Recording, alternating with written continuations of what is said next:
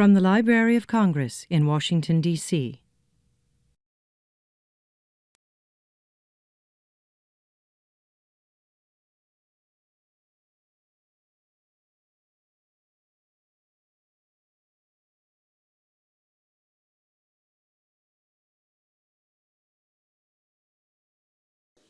Hi, everyone. I am Betsy Peterson, the director of the American Folklife Center, and on behalf of the staff and everyone here at the library, I want to welcome you all today to the latest presentation in the Benjamin Botkin Lecture Series. The series is an opportunity for the American Folklife Center to present the very best scholarship in folklore, ethnomusicology, oral history, and cultural heritage studies, and today is no different. Each lecture is also videotaped, I should say, right now, and I'm trying not to rustle my papers, but we'll see how that goes. At any rate, everything is videotaped and will become part of the collections of the American Folklife Center. So with that said, if you do have a phone turned on right now or any other electronic device, please, there you go, please turn it off now. Today's lecture is a twofer. We have two distinguished guests with us today who are going to be speaking about their recent completed publication, the award-winning Picturing America, Portraits of National Endowment for the Arts Folk Masters. But first, let me tell you a little bit about the two gentlemen who are the authors of this book. Tom Pich is a native New Yorker and a professional photographer.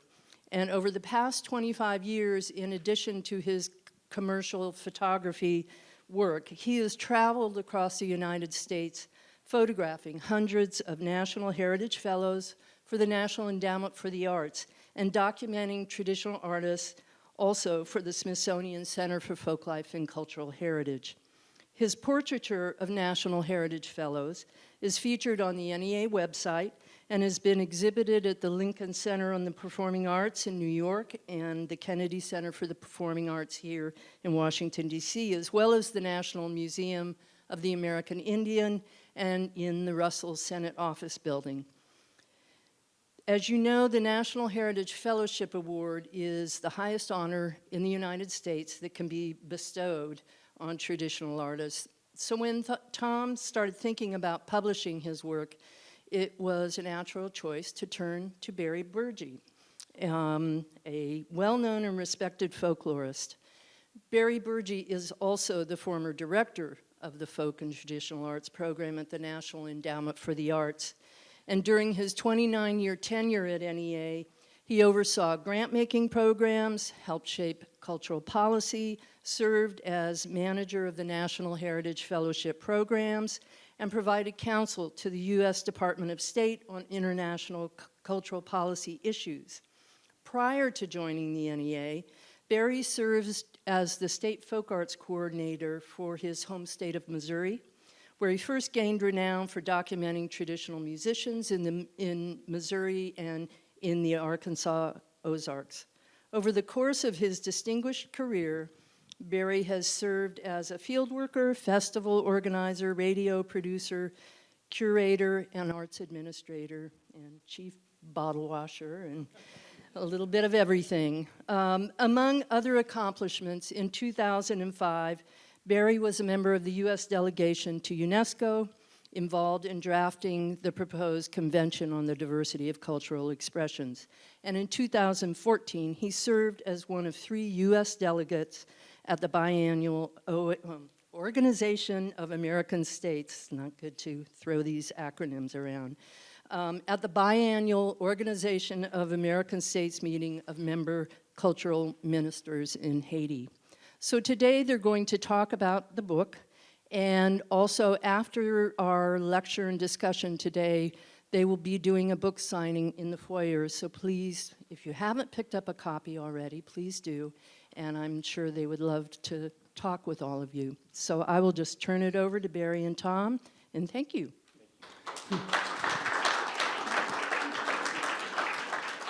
Thanks, Betsy. I'm suddenly feeling tired after hearing all that. I don't know what happened, but we're happy to be here today. Thanks so much for coming out. You know, this project started out as an idea for an exhibit, and I thought that would be easy because Tom's already taken the photographs, and then somewhere along the line it became a book, which meant I had to do some writing, which was a little more work than I expected. But I thought first I should tell you just a little bit about the National Heritage Fellowships. As Betsy said, it's the highest form of recognition of folk and traditional artists in the United States. It was started in 1982 by Bess Lomax Hawes, who was then the director of folk arts at the NEA. And it was meant to honor our significant living treasures. It was really based on a Japanese program and concept of honoring what they called national living treasures. And so she patterned it after that. And through the years, more than 430 artists have now been recognized with this award. And Tom's photographed 220 some at this point. So the book became a process of trying to select out of that group 100 artists to feature. But I think Bess really best summed it up in describing what the Heritage Fellowships are. And this is the only reading we're going to do. It's not a book reading. But I wanted to read you this quote from Bess because I think it says a lot about what was intended with the Heritage Fellowships. She said this: "Of all the activities assisted by the Folk Arts Program, these fellowships are among the most appreciated and applauded, perhaps because they present to Americans a vision of themselves and of their country, a vision somewhat idealized, but profoundly longed for, and so in significant ways profoundly true. It is a vision of a confident and open-hearted nation, where differences can be seen as exciting instead of fear-laden, where people of goodwill across all manner of racial, linguistic, and historical barriers can find common ground in understanding solid craftsmanship, virtuoso techniques, and deeply felt expressions." And I don't think it could be said better than that.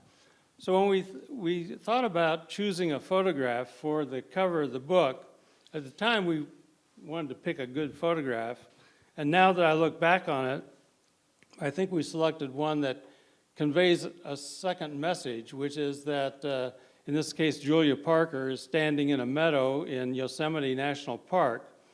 So there is a living national treasure standing in the midst of a World Heritage Site. And really those two concepts of heritage blend nicely together.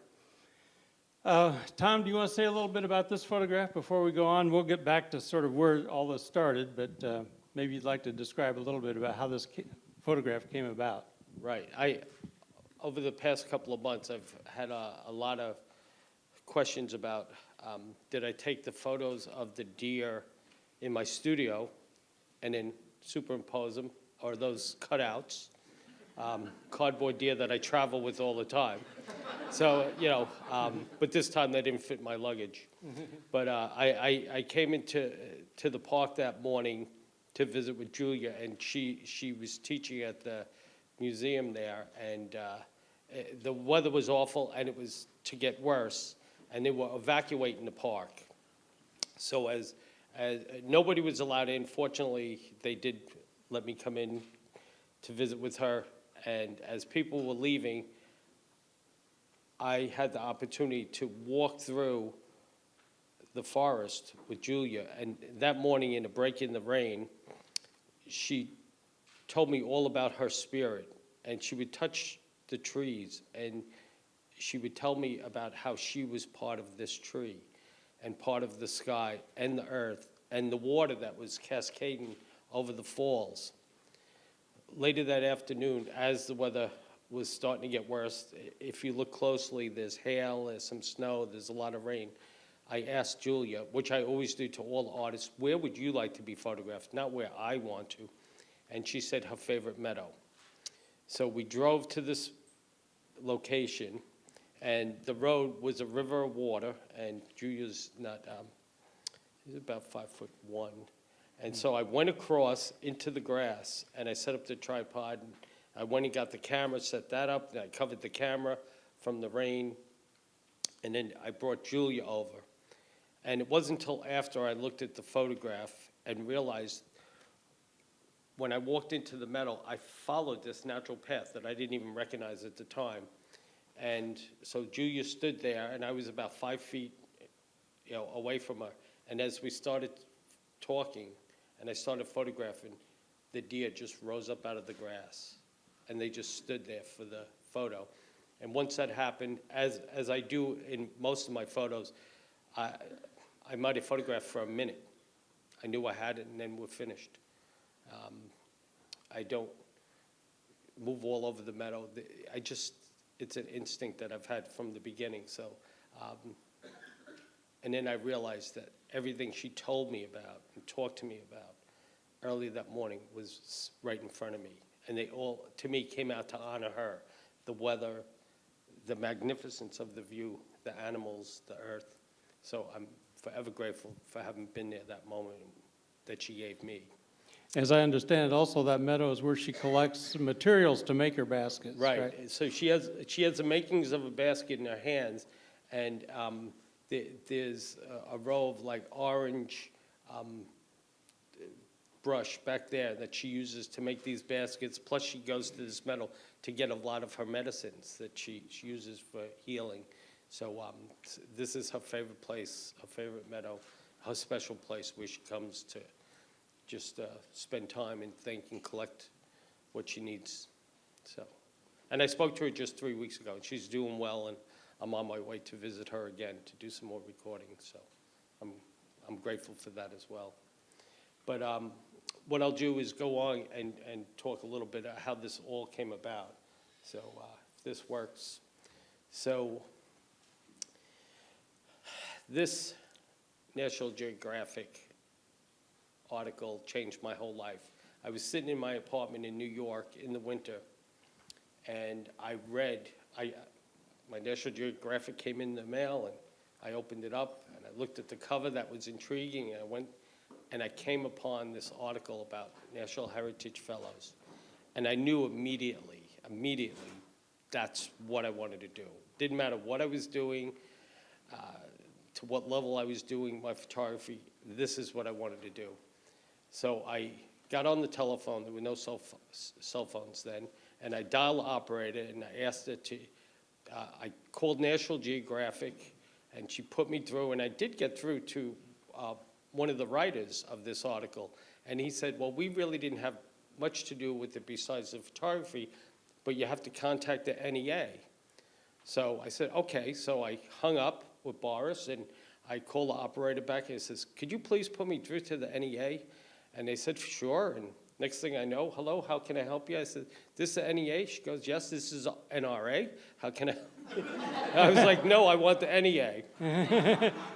So after a couple of more calls to the operator, thank God you get different ones every time because they probably would have hung up on me.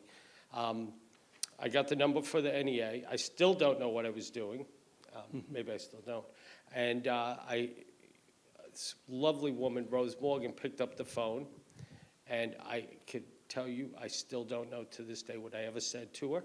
But she said, well, if you're ever in Washington, stop by, and I'll introduce you to our director at the time. And I says, oh, that's great.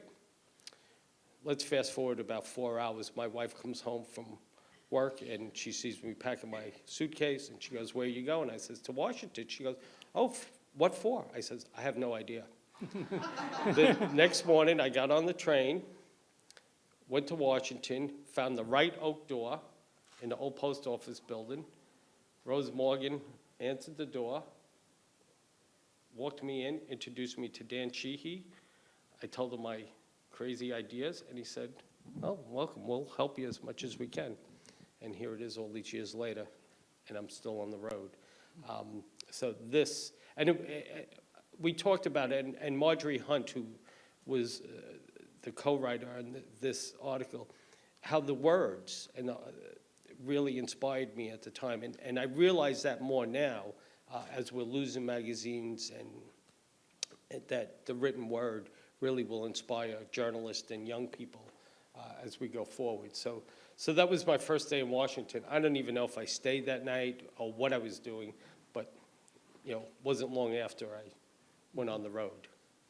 And Well, the Heritage Fellowships have a very strong connection to the library, so I wanted to mention that the ceremony, there are three elements of the Heritage programs generally. I think of them as the personal, the political, and the public. And the personal one, of course, is to honor the artists and their family. So we have a banquet here in the Great Hall of the library each year honoring the Heritage Fellows. The political one is the ceremony itself, which is held right next door here in Coolidge Auditorium now. And often, of course, Congress people are invited to come to that.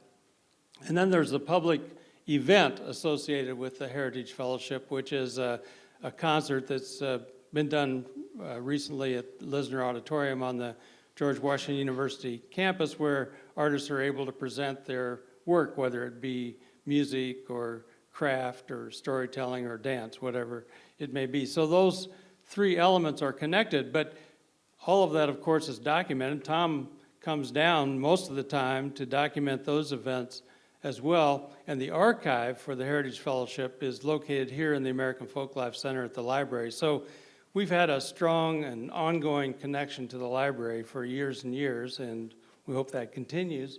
But it is a way for the materials related to the Heritage Fellowships to live on. Now, maybe you want to go back to the beginning, right, where you started. So we've been jumping back and forth a little bit, but it is a great honor to cover these events here. The building's just so spectacular. But this was the first photograph. So I received before I left a list of the Heritage Fellows up until that time. And so Sandman Sims lived in New York, and so did I. So once again, not really having any idea what I was doing, I called him, and he welcomed me over to his house. And I had this sort of really, the vision in my head was to shoot it with a medium format and black and white. It should be beautiful. And I visited with him, and this was shot with a Hasselblad. And I do have some color, but mostly black and white.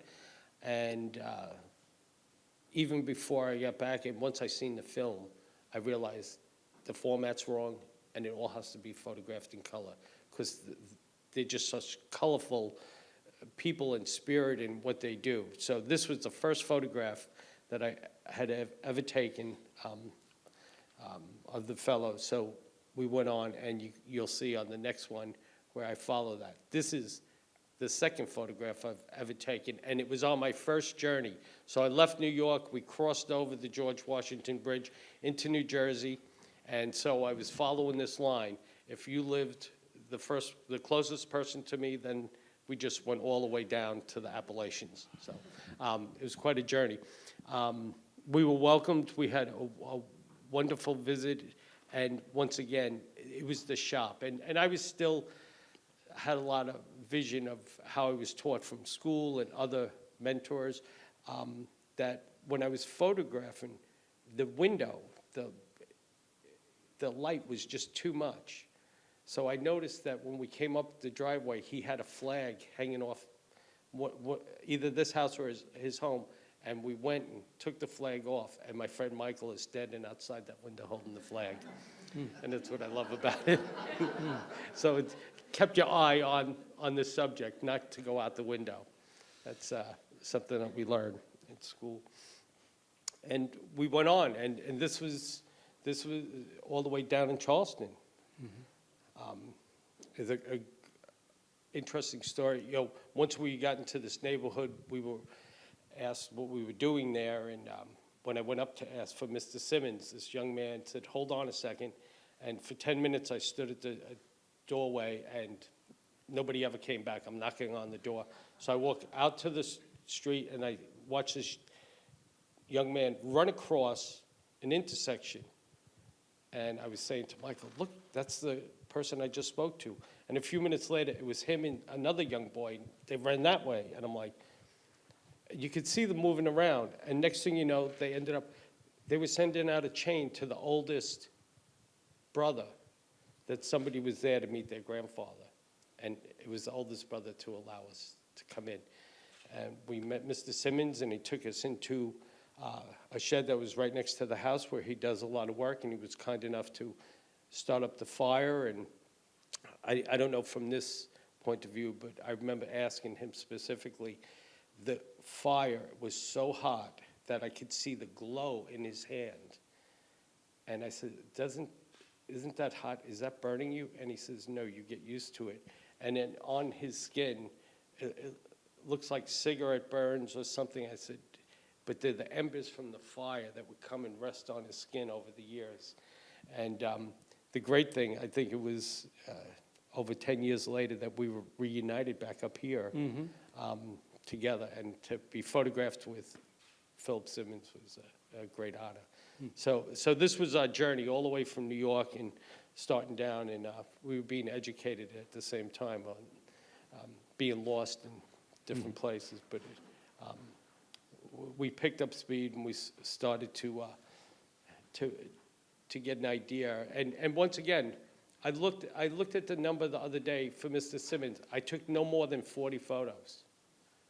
And we weren't even seeing them. They were photographed with You were working with Kodachrome. film then, right? Yeah, in Kodachrome. So, Yeah. and I counted the number of slides in his folder. There were only 40, and I gasped now, like, oh my God, we only have 40, but you only need one good one. And the same thing when we went to meet Mary Jane. Her folder is like this thin. She has 2 sheets of slides, so there's 20 in each one, and I don't think the second one's even full. And I went to meet with her. I remember walking up the stairs to her home, a very warm day, but just so welcoming. Every one of these people are just so welcoming and to me. And we sat there and talked, and she was one of the most beautiful women I've ever seen, and had the opportunity to photograph. And I just asked her to look off over to the street. And by that time, there were a bunch of children gathering, and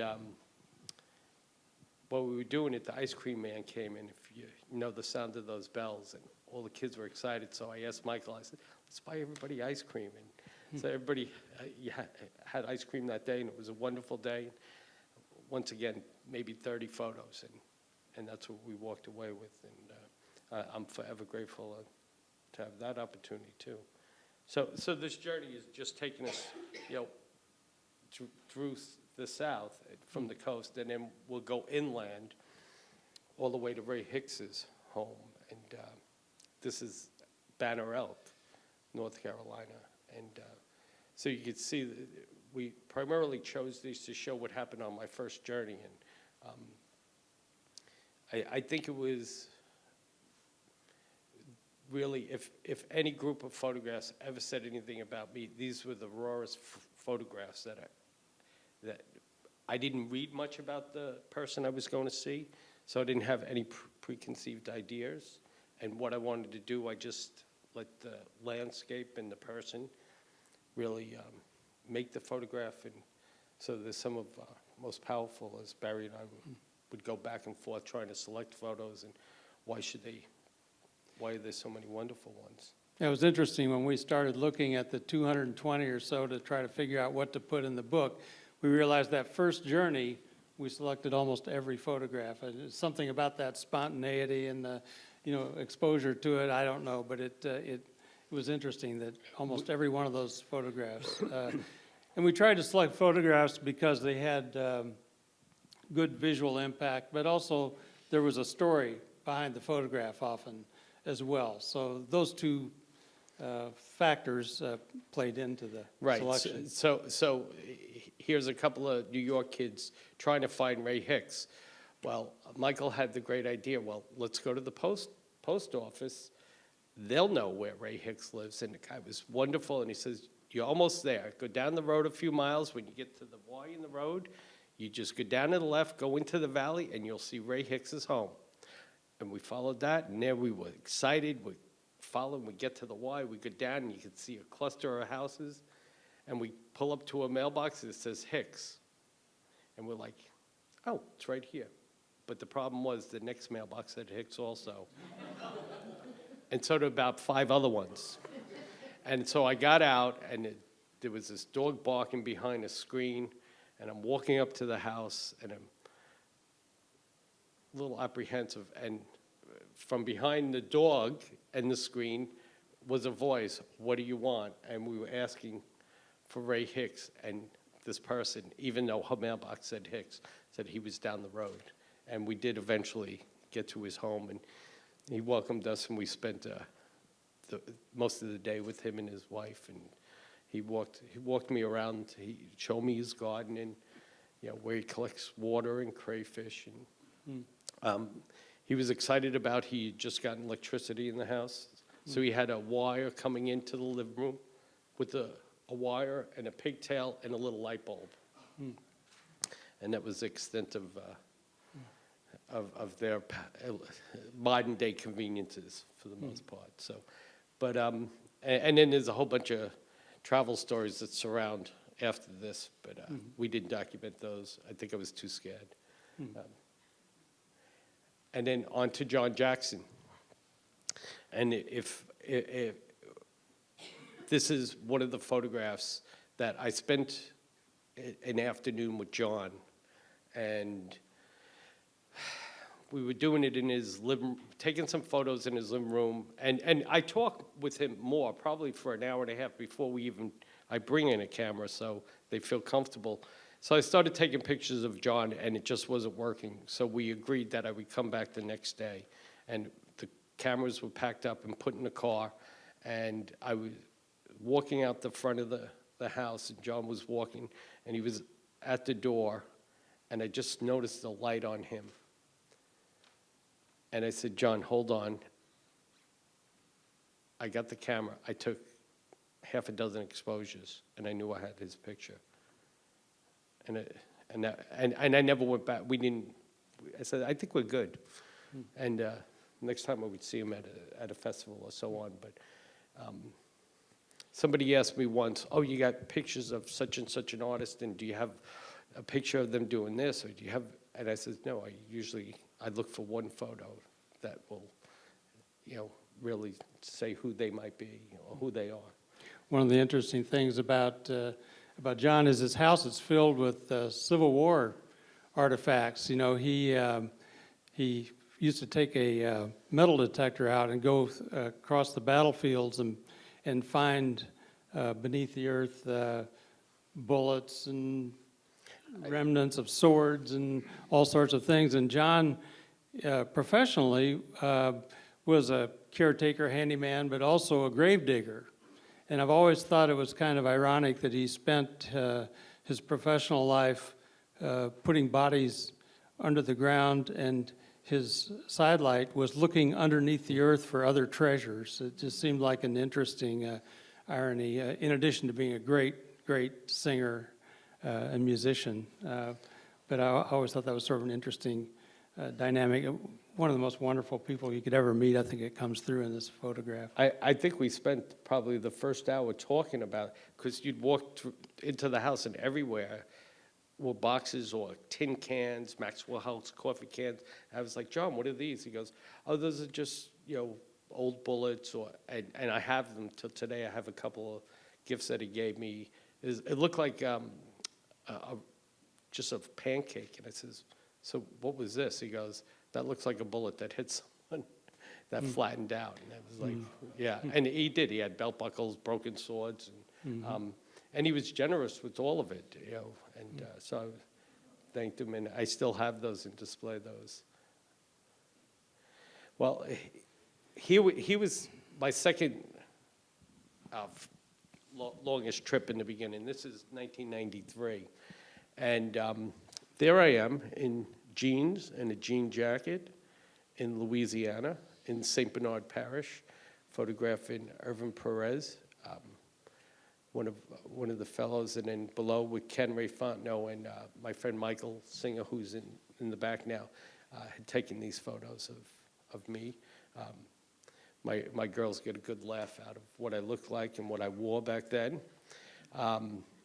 I just told Barry this story last evening. On Monday, I was in New York and presenting I was talking with some people that had bought the book, and they have a receptionist that has been part of this whole thing, seeing me come in and out and talking. And I said, did we never show you the book? And she said, no. And I went to this page and I showed her that, and she goes, oh, blue jeans and a blue jean jacket? I says, yeah, in 1993. She goes, oh, I wasn't even born yet. So I felt real good about that. But these are some of the other journeys, and I'm grateful to have these photographs of realizing how crazy a haircut I had at the time. But once again, we were welcomed so much. We had dinners with both these gentlemen and their families after we photographed it. I don't think Ken Ray, the gentleman on the bottom, he had just gotten back after being in hospital for a few weeks. We went outside, we photographed for maybe 10 minutes at the most. And then he asked me to go dig out some crawfish from the front of the yard so we could have dinner. And we did, so we learned how to do that. And once again, he was the ending part of this journey, and we were in Eunice with Boy Sec, and we were out on his porch, and a storm was coming in, and the mist of the rain started coming through the screen, and it made him uncomfortable, and the light was terrible. The lighting was, and went into his living room once again. I asked him if I could come back the next day if the weather was better, and he agreed. Put the cameras in the car. The car was underneath a carport, tin, just a piece of corrugated tin. And as I was about to get in the car, the wind was whipping up, and I noticed that the rain was picking up and all the animals started scurrying for shelter. And I asked him if he would come out.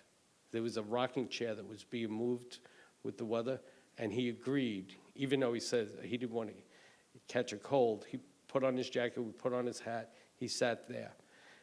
And as I started taking the picture, this rooster, now, or chicken, that's a rooster, started walking through the frame. And I have 6 frames of this photograph.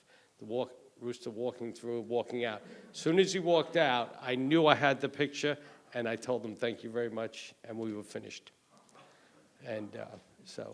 Kind of an interesting element of that photograph behind the story behind the photograph is a bois sec. The name is dry wood in French. And he got that nickname because as a young man, when he worked in the fields, when it started to rain, they always said he was the first one to run into the barn to stay dry. And now it turns out that Tom's photograph was another attempt to photograph him and avoid the rain. So he did. He was very uncomfortable feeling that mist coming in, and then to get him to agree to step outside for this moment, and it didn't take probably 20 seconds, and it was over. So, and we were glad that the rooster decided to show. the rooster has other functions in Cajun culture as well, involving Mardi Gras and usually a plate on the table generally. As I went through the 90s and started evolving into being a better documentarian, to gathering as much information as I could, I sat with Flory Jagoda, and I would ask a question, and especially even more now, I'll ask a question and I'll just let them talk. I might not speak for 15, 20 minutes. And if I have to like redirect more, encourage them, it might be as few word sentences as I can. So, and her house is just all these wonderful instruments, but she went on to tell me a story about her as a young girl and an accordion. And that was, it was one of the most incredible stories I've ever heard. And I'll let Barry finish on that. Well, that story is that her family was living in Bosnia, and She was about 17 years old at the time, and her father could tell that the Holocaust was on the horizon. And so he got her a passport, somehow a forged passport, and he put her on the train with her accordion, and he said, just keep playing the accordion, and if the officials come up, just keep playing the accordion, and they may not check your identity. And she was able to escape Bosnia, and 42 of her family members were killed, in the, including her grandmother, who is the person she learned her songs from. So she wanted to carry on, of course, that family tradition. And the accordion you see on, well, the right side of the screen, the little white accordion, is the accordion that she carried with her on that train ride. And just recently, her, the Virginia Foundation for the Humanities, the folk arts program there, had someone restore the accordion so she could play it again. But it's quite a story, both tragic and has its happy ending as well for her. So when she was telling me this story, I asked her what happened to the accordion. She said she still had it. And I asked, can we get it and put it in a photograph? And the full photograph shows the whole instrument. But, I mean, that's, to me, so special. And each one of these visits, yeah, I could go over, you know, sitting with Ray Hicks, and I could still feel the temperature of the day, and sit with Florrie and just feel how, yeah, she's just a beautiful woman and spirit, and then telling this story, and then at the same time being able to smile for the photograph, and she's proud of that, you know, of that she had it, and that there was the interest in for it to be restored. Is when I heard that was incredible too.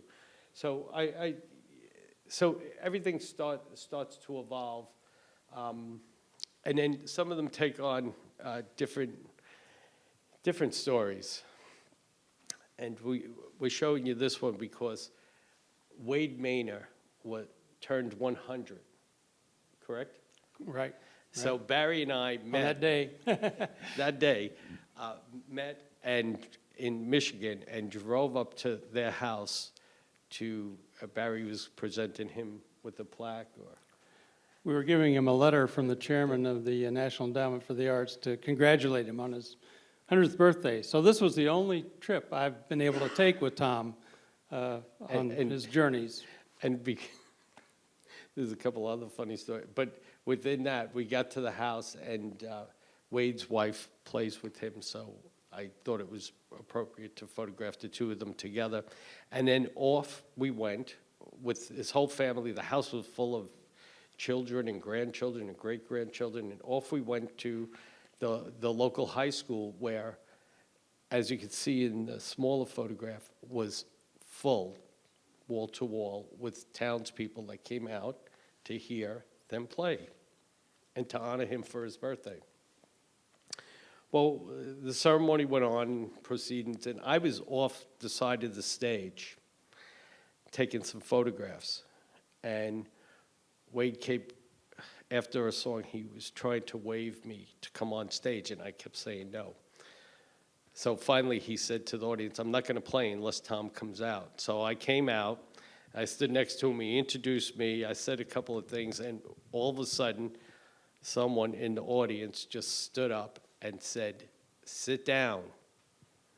And I was stunned. And I looked at Barry in the audience, and my eyes were like this big. I froze. And it's somebody else shouted from the audience, and I'm like, wait, I gotta go. I gotta get off the stage. They want to hear you, and they're telling me to go sit down. And I mean, so I left, and it had me, and I left the building, and Barry had seen me leave, and he met me out in the courtyard, and I was like, I didn't mean to come out, and I'm trying to explain myself that Wade wanted me out there, and I didn't mean to upset the audience and stop the music. And we went over to a cousin of Wade's, and we talked to him about it. And we didn't mean to upset them, and why, the reaction from the audience was so great. And he says, they weren't doing that. They were asking for Wade to play the song, Sit Down. There's a great gospel song that Wade and Julia were well known for, where she says, sit down. He says, I can't sit down. She says, sit down. He says, I can't sit down. She says, sit down. I can't sit down. I just got to heaven and I got to walk around. So that's what they were calling for. But And I'll tell you, I would have been happy being in heaven at that moment. I don't know what, that was tough. That was a tough moment, but I was relieved afterwards. So the visits take on all kinds of different directions, and the stories become more interesting than the photos sometimes. And a similar thing happened with Chunky Sanchez. I know he wasn't in great health, but a week after he received his Heritage Fellowship in 2013, I flew out to San Diego to visit with him. Now, I set it up with his family, with his wife, and I'm always at a location. So I asked Chunky, where would you like to be photographed before I got out there? And he said, Chicano Park. Now, if anybody's been in San Diego, there's wonderful murals in this park. So I arrived there, and about an hour plus before I was supposed to meet Chunky. And I was watching all these cars pull up, and families would get out, and then they started putting on these costumes and headdresses.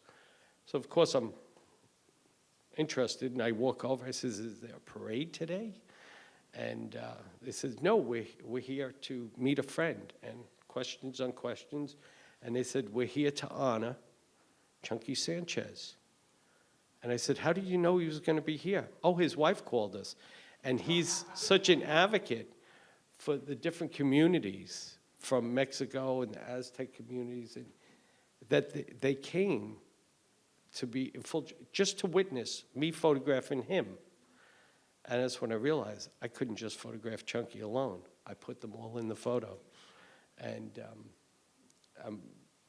it just was incredible how many people love this man, and for them to show up. And it's a much better photograph than me just photographing him alone. So he's since passed away, but I think he's on a mural there in the park right. now too, honoring him. Right, and they yeah. named a school after him as well. Mm-hmm. We had a big dinner at a table of about 40 people at a school that they named after him as well. But how exciting that many people would take time to come out and dress up and just in his honor. So they take on all different forms. So this brings us back here. In the mid-200s, I had to start to think about what I was doing. If I was doing my trips or these Heritage Fellows justice, and it all came one night after listening to Joe Wilson. And Joe Wilson was a dear friend, and he was giving a talk one day here. At the library, right. down He the was being hall. honored for the as a living legend, and there was a symposium that occurred during that period of time as well. And so what Joe was talking about is how he dedicated himself, and if he had whatever he had to bring with him to record the artists that he was visiting, he would make those efforts. And I sort of just given up on video, instead of taking all this equipment, focus on getting the photograph. And at that point, I was bringing lighting equipment, all kinds of crazy stuff. And that night, I realized that I had to rededicate myself, if I was going to do this, to spend time.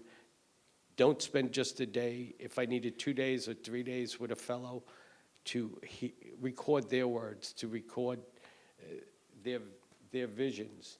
And so I did. And this next slide, and it's a silent piece, but it shows you how I took Joe's words and put them into the work I do now.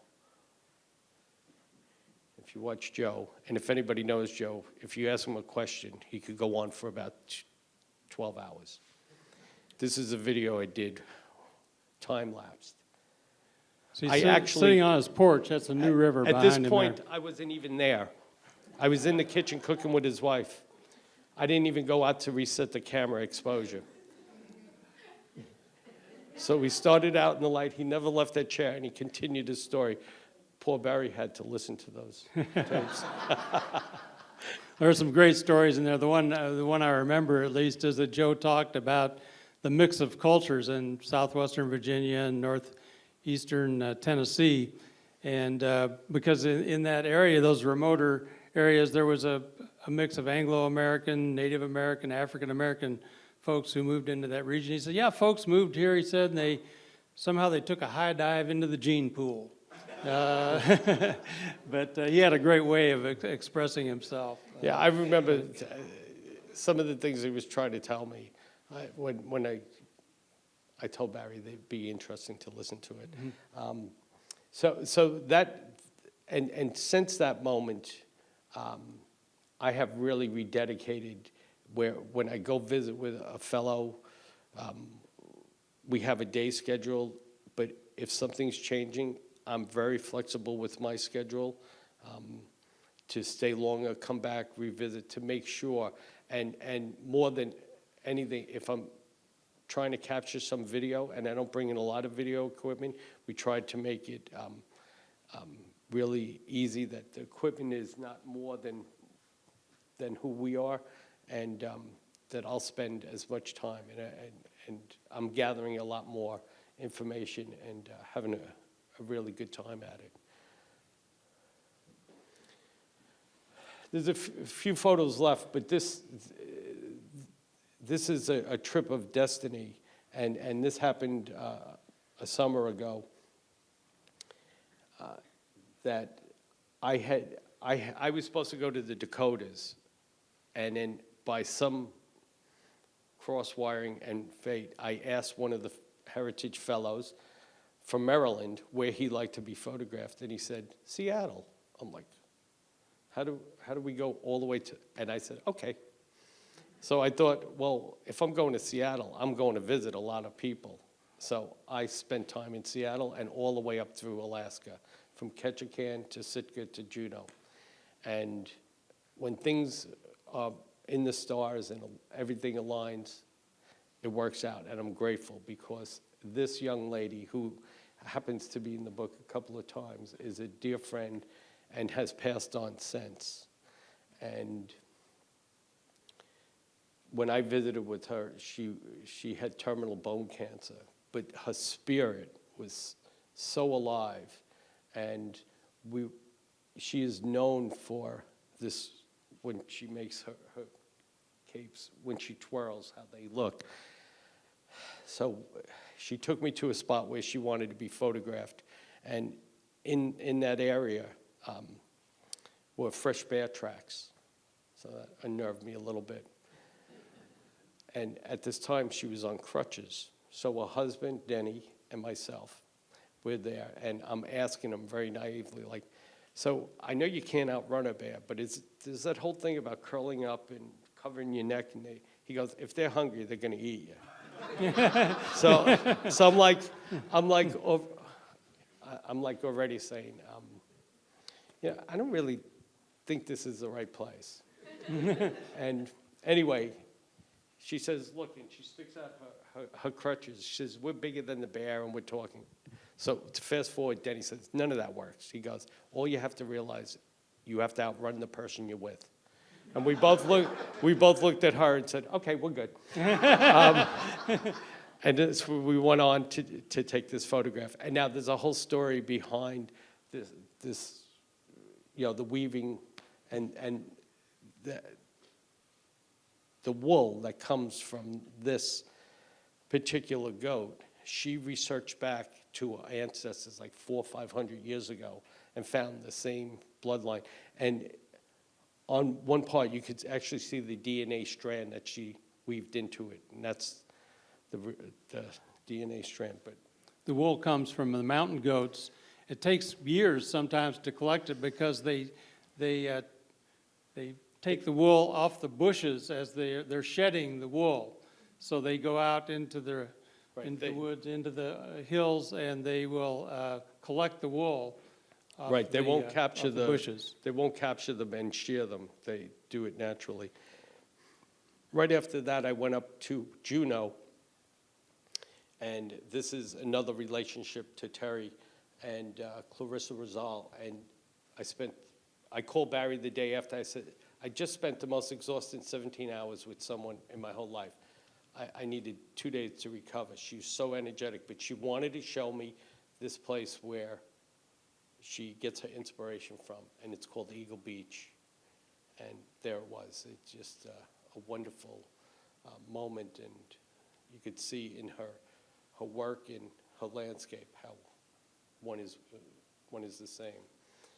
It's in Alaska, there are several different types of capes. This is also made with the same wool. The first one you saw was called Raven's Tail weaving, and this is a chocat blanket with the clan lineage on the back. But it was really amazing as I was photographing, to realize that the landscape is what she's wearing.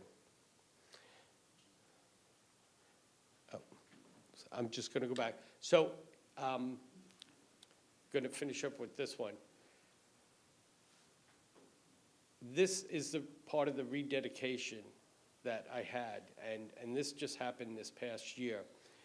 This is Elder Roma Wilson, and I had been looking for him for years and years and years. And he comes from Mississippi, and he migrated to Chicago. Nobody knew where he was. About 4 o'clock on a Saturday morning, I was researching Alabama Sunlights when they were playing one of his songs. And I immediately got distracted over to Elder. Well, by then I found him. I found a clip on YouTube that I couldn't believe that was dated correctly. Within 2 days, I spoke to his granddaughter, who's in that picture, and I flew immediately to Detroit because Elder Roma Wilson's 106 years old. And here is one of the recordings that we did. Hello? Yeah, so that Yep, record. may hear the sound. Yeah, I'm Yep. ready. I'm so glad troubles don't last always. I'm so glad troubles don't last always. Oh my Lord, what shall I do? So it's just a piece of the All recording. right.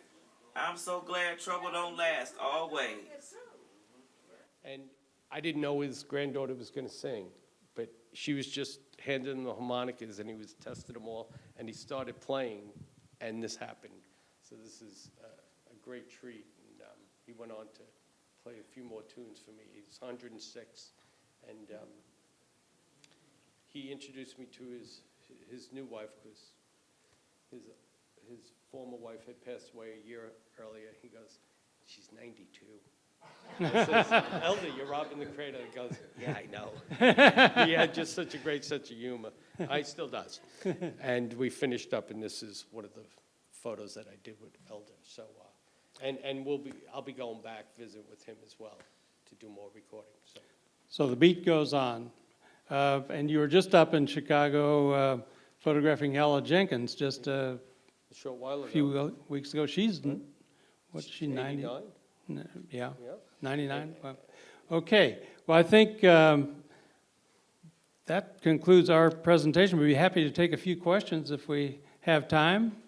I see one back there. I don't know if we got a mic we're going to use. Okay. Right here. Stand up. No, back there in the white. How you doing? My name is Dennis Burrows. I'm from Weehawken, New Jersey, and I lived in Harlem for quite a bit. And I'm a cinematographer and a photographer. And I do a lot of documentary stuff. And I was wondering, I was surprised that you told me that you had somebody back there holding the flag in the window. So I'm wondering where you draw the line when you come upon a scene and you either want to get just everything as it is, or do you want to add something? Or was that just something that just sort of happened at the last minute? Honestly, that was the second photograph I ever had taken. It was the first photograph in the new format with just color. And I look back then, and the instincts of going to art school, you always learned, keep your eye in the photo. If you bring it in this way, make sure it comes back. And my eye kept going out that window. And it's a great question to ask. And that was the only time that it really has occurred. Now, when we have, we were up in Michigan with an artist with different pieces of art. And yes, we've placed her stuff there, but what I love about the picture and why I show it and why I say that is because my two dearest friends, and one of them being that gentleman right there, we've grown up together and started this journey together.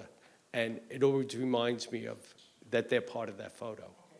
And so that's why I don't try to. I was just asking because I was doing a documentary in New York City, and I was, you know John Alpert? He worked in DC. Well, I started the program, the professional television training program, where we had underserved young people, and we taught them how to do documentary video and film in the tradition of DCTV, which is basically cinema verite. And Discovery Channel came and got one of my students and put them in a documentary called The Harlem Diary, which talks about young people in Harlem and their lives.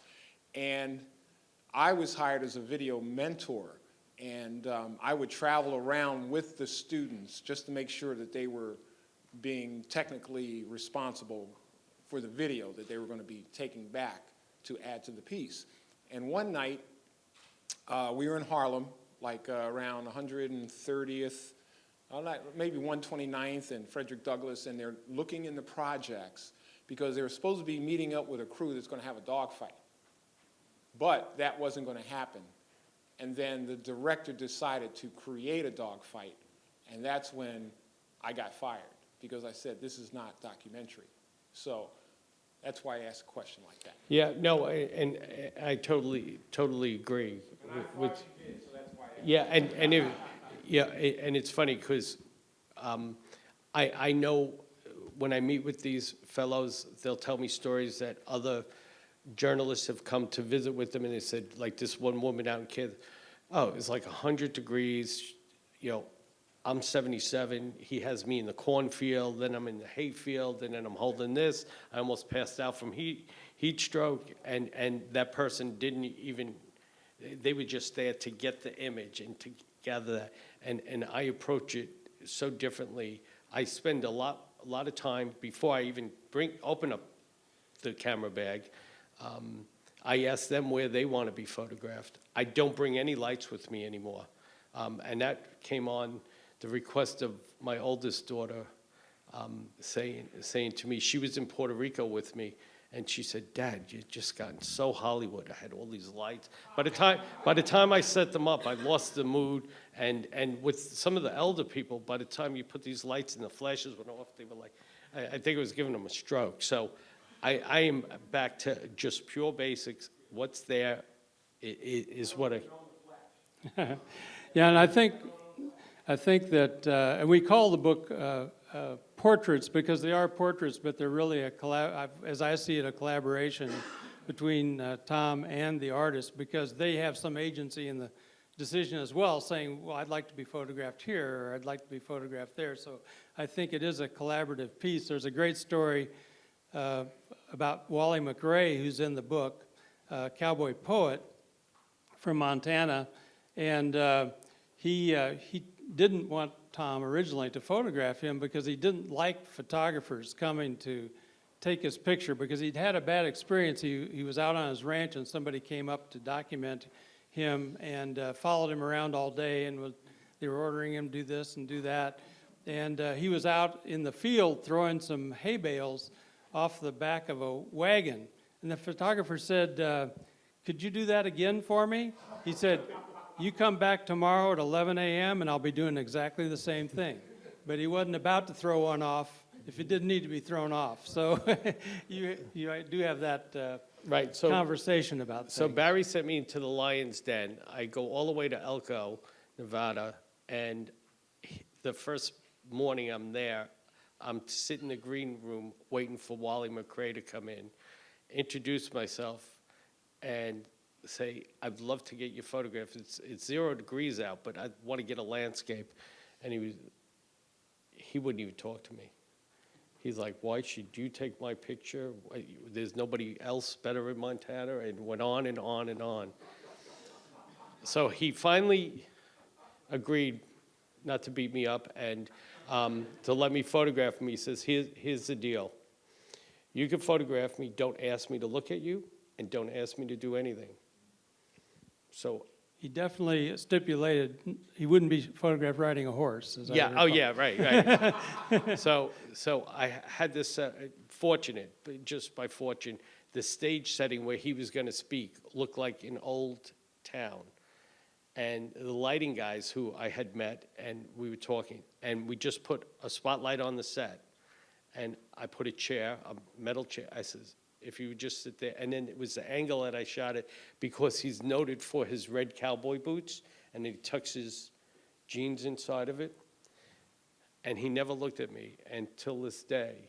It's one of my favorite photographs. And then Barry had heard from Wally after him. What did he say? He turned out one of his favorites too. But He said something to the fact that, well, I never need to be photographed now. I have this one.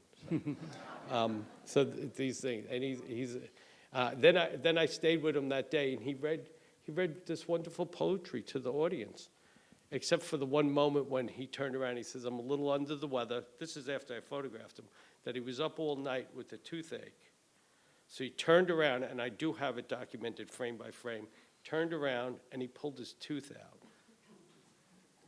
And he spat blood on the floor, took out a cigarette pack, put it in there, turned back to the audience, says, "I feel better," and continued. Pretty tough guy. So everyone, but I just let it happen, you know.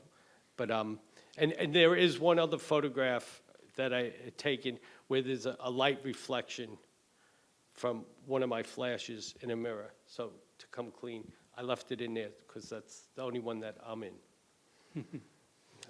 Any other questions? I can't imagine how challenging it must have been to. I can't imagine how challenging it must have been to decide, you know, which people and their photographs were not going to make the book. So, you know, was the process you made a first cut, and then did you swap out different ones as you made your decisions? What was that decision-making process like? Well, because our families know each other so well, and I mean, I was involved, my family, in my process, and Barry also. What we did is we came up with our own lists, and I went to my family, I wrote up my list, and Barry did the same. We took those two lists and we put them on top, and about 75% of them were the same. So we knew those were in. And then Barry took it to the professional step of thinking geographically and Culturally, ethnically, the different types of artwork, you know, craft, music, dance, and so forth. So tried to, I think there are 45, is there 43 states represented altogether. You know, so we tried to give a broad sense. The real lesson, I think, from it is that some folks would say, you know, this reflects a diverse America, and I think it does. But that wasn't a self-conscious decision in one respect, and that is that excellence reveals diversity as well. And every one of these artists is excellent. They are a living treasure. And so it isn't hard to find diversity when you look for excellence, rather than going the other way around, where you look for diversity and then find the excellence. The excellence is there.